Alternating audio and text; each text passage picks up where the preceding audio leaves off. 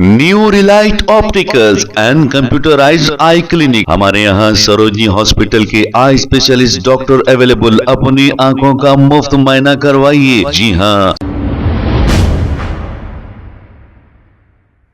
अस्सलाम वालेकुम नाज़रीन, 7H न्यूज सच को रखे आपके आगे। मीर चौक पुलिस स्टेशन हुदूद के इलाके ग्रैंड होटल के पास GHMC की एक टिप्पर ने एक बाइक सवार को टक्कर दे दी। इस हादसे में बाइक पर सवार 2 लोग शदीद जख्मी हो गए। जैसे ही इत्तला पुलिस को मिली, इन जख्मियों को पुलिस ने दवाखाना मुंतकिल किया इलाज के लिए।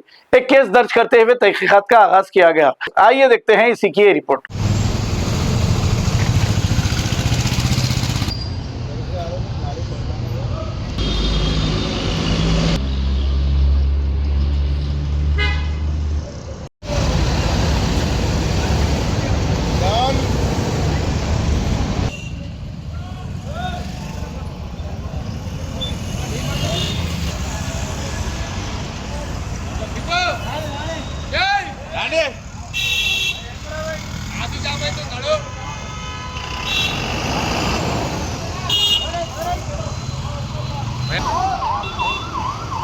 पानी